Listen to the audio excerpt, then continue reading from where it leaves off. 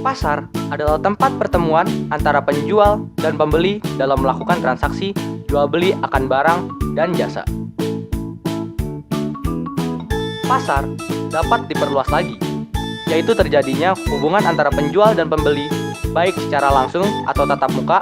Mungkin kita sering temui adalah pasar tradisional dan non-tradisional. Kita sebut dengan pasar modern. Maupun tidak langsung, melalui media pesawat telepon, faksimil, dan internet dalam melakukan transaksi barang dan jasa. Contoh yang sering kita temui adalah online shop. Suatu tempat dapat kita katakan sebagai pasar jika memenuhi kriteria sebagai berikut. 1. Ada calon penjual dan pembeli. 2. Ada barang atau jasa yang hendak diperjualbelikan. Dan 3. Terjadinya proses tawar-menawar. Berdasarkan barang yang diperjualbelikan, pasar dapat dikelompokkan menjadi A. Pasar barang konsumsi. Pasar barang konsumsi yaitu jenis pasar yang menjual atau menyediakan berbagai macam kebutuhan sehari-hari. Misalnya, makanan, minuman, dan pakaian. Yang termasuk pasar konsumsi adalah pasar hewan, pasar bunga, pasar sembako, dan masih banyak lagi. B. Pasar barang produksi. Pasar barang produksi yaitu jenis pasar yang memperjualbelikan barang-barang faktor produksi, seperti bahan baku industri, tenaga kerja, dan peralatan lain yang semuanya merupakan sumber daya produksi yang dapat digunakan untuk memproduksi barang lain. Berdasarkan luasnya kegiatan atau distribusi, pasar dapat dikelompokkan sebagai berikut. A. Pasar lokal, yaitu pasar yang memperjualbelikan barang kebutuhan konsumen yang bertempat tinggal di sekitar pasar. Dan barang yang diperjualbelikannya biasanya hasil budidaya masyarakat sekitar. B. Pasar daerah. Letaknya biasanya di ibu kota, kabupaten, pusat kota, atau ibu kota provinsi. Pasar ini lebih besar dari pasar lokal karena merupakan tempat jual beli konsumen satu daerah atau satu wilayah. C. Pasar nasional. Di wilayah yang lebih luas, seperti negara, pasar ini memperjualbelikan barang kebutuhan konsumen untuk satu negara.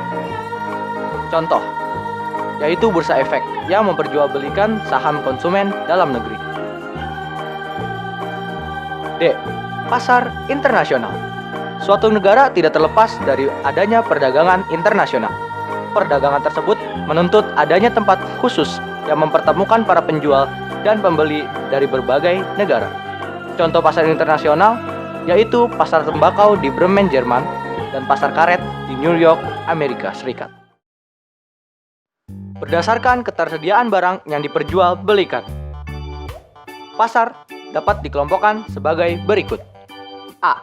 Pasar konkret adalah pasar yang memperjualbelikan barang dan barangnya ada di pasar tersebut. Setelah bayar, barang bisa dapat dibawa pulang, yaitu pasar sehari-hari, pasar burung, pasar hewan, pasar sayur, pasar pakaian jadi, pasar kain, toko serba, supermarket, dan minimarket. B. Pasar abstrak adalah pasar yang memperjualbelikan barang tetapi barangnya tidak ada di pasar tersebut. Contoh pasar abstrak adalah pasar tenaga kerja, pasar obat-obatan, pasar tembakau Bremen di Jerman, bursa efek Jakarta, dan bursa valuta asing. Berdasarkan waktu, pasar dapat dikelompokkan sebagai berikut. A. Pasar harian. Pasar yang diadakan sehari-hari disebut pasar harian. Pasar ini dibuka setiap hari dan menyediakan barang kebutuhan sehari-hari. B. Pasar mingguan. Pasar ini dapat ditemukan aktivitasnya setiap minggu. Contoh pasar mingguan yaitu pasar Senin, pasar Rebo, dan pasar Minggu. C. Pasar bulanan. Setiap pasar bulanan memiliki ciri khas tersendiri, yaitu beroperasi sebulan sekali. D. Pasar tahunan. Pasar yang melakukan aktivitasnya setahun sekali. Pasar ini biasanya diadakan karena ada peristiwa tertentu yang diperingati setiap tahun. Contoh pasar tahun yaitu Pekan Raya Jakarta, Pasar Agustusan, dan Vancouver Fair di Kanada. Berdasarkan bentuk atau struktur pasar, pasar dapat dikelompokkan sebagai berikut. A. Pasar sempurna. Di pasar ini, biasanya para penjual dan para pembeli mengetahui dengan baik harga barang, jenis barang, dan kualitas barang yang diperjualbelikan. Ciri lain dari pasar sempurna adalah A. Pembeli dan penjual bebas berinteraksi untuk membeli atau menjual barang kepada siapapun. B. Barang yang diperjualbelikan bersifat homogen, yang berarti barang-barang tersebut dapat saling mengganti satu dengan yang lain. B. Pasar tidak sempurna. Selain pasar sempurna, ada juga pasar tidak sempurna. Pasar tidak sempurna adalah pasar yang tidak terorganisir secara sempurna. Ciri-cirinya adalah 1. Pembeli dan penjual tidak mengetahui keadaan pasar dengan baik. B. Pembeli dan penjual tidak bebas berinteraksi. C. Barang yang diperjualbelikan bersifat heterogen. Apabila suatu pasar memiliki paling sedikit satu ciri tersebut, pasar tersebut tergolong pasar tidak sempurna. Berdasarkan sifat pembentukan harga, pasar dapat dikelompokkan sebagai berikut. A. Pasar persaingan. Pasar yang pembentukan harganya dilakukan oleh persaingan antara permintaan dan penawaran disebut pasar persaingan. Contohnya, jika permintaan naik sedangkan penawaran tetap, maka harga akan naik. Sebaliknya, jika permintaan turun sedangkan penawaran naik, maka harga akan turun. B. Pasar monopoli. Pasar yang pembentukan harganya dilakukan oleh satu kelompok disebut pasar monopoli. Contohnya, pembentukan tarif listrik oleh PLN, pembentukan tarif telepon kabel oleh Telkom, dan pembentukan tarif air oleh PDAM. C. Pasar duopoli. Pasar yang pembentukan harganya ditentukan oleh beberapa orang atau beberapa kelompok yang menguasai penawaran atau penjualan disebut pasar duopoli. D. Pasar oligopoli.